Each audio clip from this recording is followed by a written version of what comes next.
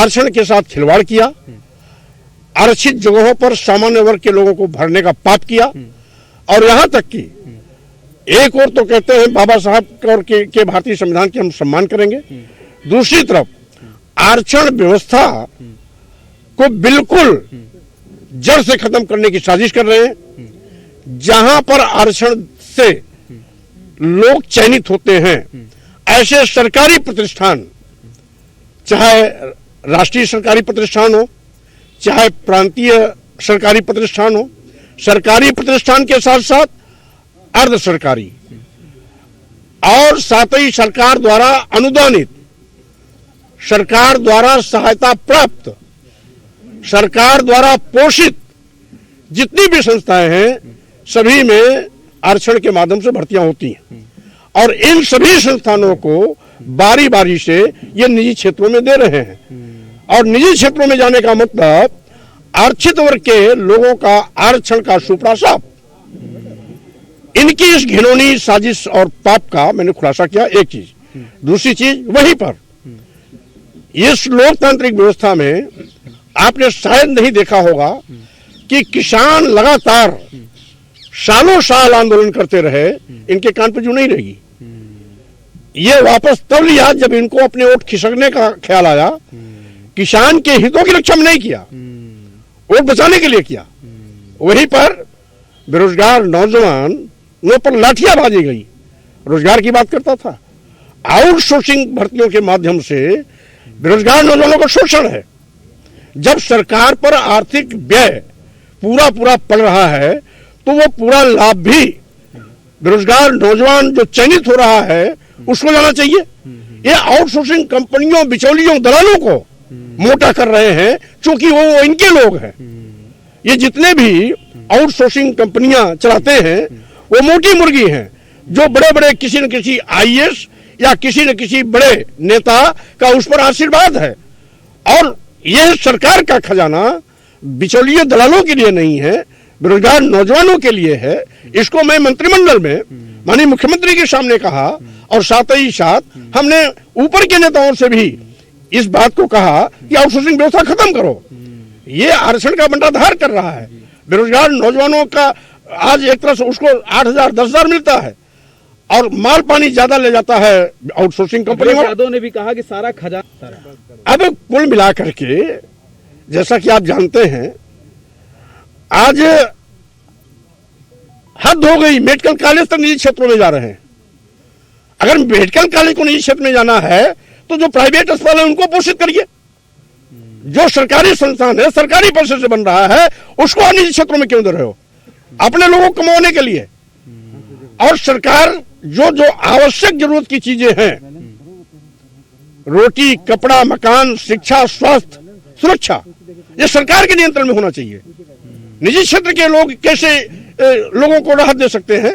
वो तो शोषण करेंगे, और आप शोषण करने के लिए निजी क्षेत्र में दे रहे हैं। अगर इतना ही प्यार है निजी क्षेत्रों से, तो जो प्राइवेट अस्पताल चलाते हैं उनको बढ़ावा दीजिए, उनको प्रोटेक्शन दीजिए, उनको सुविधाएं दीजिए। लेकिन सरकारी क्षेत्रों में निजी क्षेत्रों का प्रवेश, ये सरकारी खजाने का मनमाना लूट है, और अपने लोगों को बड़े पैमाने पर आर्थिक सहायता पहुंचाते हैं, और उसमें बंदरबाट कहीं इनका भी रहता है। कब ज्वाइन कर रहे हैं सर समाजवादी पार्टी? 14 जनवरी को। कितने लोग, मंत्री, विधायक, नेता कितने रहेंगे सर? आप उस दिन देखेंगे, जो भी ज्वाइन करेगा उसके चेहरे आपके सामने आएंगे। जैसा कि मैंने कल भी कहा, 2 दिन तक हम संवाद में रहेंगे। आपके हाथ में है ना सर, मतलब लोग छिटकेंगे तो नहीं? जो आपसे वादा किए आप साथ जाएंगे। हमने आपको पहले भी कहा, मैं न पहले कभी किसी से बात करता हूँ, ना आज कर रहा हूँ। जो आएगा स्वागत।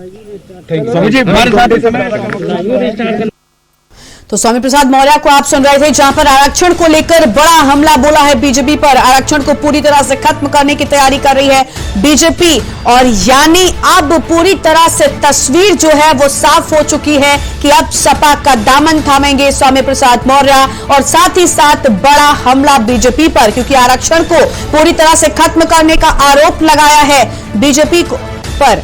और स्वामी प्रसाद मौर्य का बड़ा बयान सामने आया है और 14 जनवरी को सपा का दामन थामेंगे स्वामी प्रसाद मौर्य। इस वक्त की बड़ी खबर आपको हम बता रहे हैं के न्यूज पर। लगातार हम इस बड़ी कवरेज पर बने हुए। आरक्षण को खत्म करने का जो इल्जाम है वो बीजेपी पर मढ़ा है। और एक बार फिर से आपको सुनाते हैं स्वामी प्रसाद मौर्य का बड़ा बयान। और मनाने वाले लोग समय पर सजग सावधान रहते, समस्याओं को दूर करते और साथ ही साथ उत्तर प्रदेश के जनता के हितों की रक्षा करने में सफल होते तो शायद आज इतना बड़ा झटका भारतीय जनता पार्टी को नहीं लगता। मुख्यमंत्री सर बड़ा आपका सम्मान करते हैं। हम तो कई बार देखे आपको अपने साथ लेके चलते थे, भाई स्वामी जी फोन मिलाओ और चलो साथ में चलते हैं, और यहाँ तक शीर्ष नेतृत्व भी आपका बड़ा सम्मान करता था। क्या हो गया सर? देखिए, वो स्वामी प्रसाद मौर्य का काम जी बोलता था और स्वामी प्रसाद मौर्य का जो काम था श्रमिकों के हितों में, वो एक ऐतिहासिक काम था। आपको याद होगा विगत सरकारों के 8 साल में श्रमिकों का पंजीयन जहां मात्र 34 लाख था, 4.5 साल में हमने 1 करोड़ 30 लाख के पार किया। विगत 8 वर्षों में पूर्व की सरकारों में जहां कुल श्रमिक लाभार्थी 7 लाख थे, आज उनकी संख्या हमने 1 करोड़ के पार किया। तो स्वाभाविक रूप से ये स्वामी प्रसाद मौर्य का काम बोलता था कि जो श्रमिक के यहाँ कभी कोई भी आना जाना पसंद नहीं करता था, उसकी बेटी की शादी में 50,000 से भी ज्यादा लोग आते थे। और मुख्यमंत्री दर्जनों कार्यक्रम में जा चुके हैं, यहाँ तक कि दर्जनों सांसद विधायक आते थे। ये स्वामी प्रसाद मौर्य का करिश्मा था और यही कारण है वो सबके सिर चढ़ बोलता था। सर कितने अभी तक बड़े बड़े शीर्ष नेताओं का फोन आपके पास आ चुका सर मनाने के लिए? क्योंकि सर लंबी लिस्ट है जिनका फोन लगातार आपके पास आ रहा है। देखिए, अब मंत्रिमंडल के पद से इस्तीफा देने के बाद अब किसी भी बड़े या छोटे नेता का टेलीफोन मैं रिसीव नहीं कर रहा हूं। सर आप 2 घंटे दारा सिंह जी के पास बैठा, बड़े अच्छे संबंध है दारा सिंह जी, लेकिन दारा सिंह अपने पत्ते नहीं खोले हैं, क्या कहेंगे सर? देखिए, राजनीति में हर नेता अपने तौर तरीके से निर्णय लेता है। मैं जब बहुजन समाज पार्टी से इस्तीफा दिया था तो उस समय भी मैं किसी सलाह मशवरा नहीं किया था।